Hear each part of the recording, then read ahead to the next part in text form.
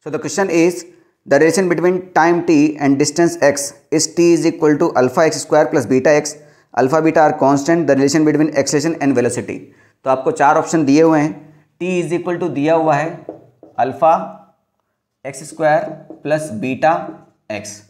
ठीक है, तो इसको लोग अलग अलग तरीके से बताते हैं. अपन तो सिंपल करेंगे भैया. x जो है वो टाइम के रेस्पेक्ट में है, तो वेलोसिटी क्या होता है dx बाई dt, और एक्सेलरेशन क्या हो जाएगा dy बाई dt. यानी मुझे इस इक्वेशन को डबल डिफरेंशिएशन करना है, बात खत्म. तो टाइम के रेस्पेक्ट में डिफरेंशिएट किया टाइम को, तो इसका हो जाएगा 1. अल्फा तो कांस्टेंट है ही सही. एक्स स्क्वायर का हो जाएगा 2x और dx बाई dt. बस ये टर्म मत भूलिएगा आपने. अगर ये टर्म भूल गए तो फिर खेल वहीं खत्म हो गया. प्लस बीटा कांस्टेंट है, बीटा बाहर आ गया. x का हो जाएगा dx बाई dt. अब dx बाई dt को क्या रख देते हैं हम v. तो ये हो जाएगा 1 is equal to 2 alpha x v plus beta v. ठीक है, अब हमारा पास एक और इक्वेशन आई है, मुझे निकालना है एक्सेलरेशन. तो एक्सेलरेशन क्या होगा डी बाई डी टी. जैसे velocity dx by d T हुई, तो इसको एक और बार डिफरेंशिएट करते हैं. ये तो कांस्टेंट हो गया, कांस्टेंट का डिफरेंशिएशन हो गया आपका 0. ठीक है, 2 अल्फा कांस्टेंट है. अब यहाँ x और v दोनों ही वेरिएबल हो गए. जब दो वेरिएबल आते हैं तो हम उसको u डॉट वी से सॉल्व करते हैं. u डॉट वी का फॉर्मूला क्या है, एक को छोड़ दिया दूसरे का डिफरेंशिएट किया, प्लस दूसरे को छोड़ा फिर पहले का डिफरेंशिएट किया.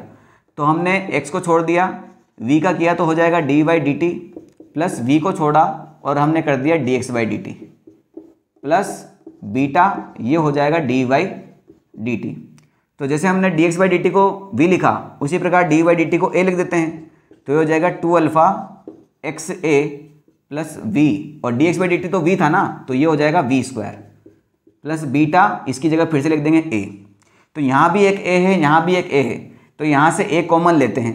सिंपल सी बात है, यही तो होता है. तो ये हो जाएगा 2 alpha x a plus 2 alpha v square plus beta a.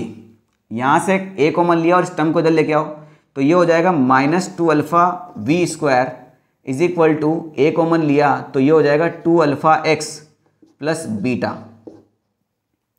चलिए अब कहीं से कुछ ढूंढते हैं क्लू. तो यहाँ से क्लू मिल रहा है ना भाई, देखो ना. अगर मैं यहाँ से v कॉमन ले लेता हूँ तो ये हो जाएगा 2 alpha x plus beta is equal to 1. हाँ, तो इस पूरे टर्म की वैल्यू क्या आ जाएगी 1 डिवाइड बाई वी, तो इसकी जगह 1 डिवाइड बाई वी लिखो. तो ये हो जाएगा minus 2 alpha v square is equal to a divide by v. तो a आ जाएगा आपका माइनस 2 अल्फा वी क्यूब. तो कहाँ दिया हुआ है, ये ऑप्शन नंबर ए में. ठीक है.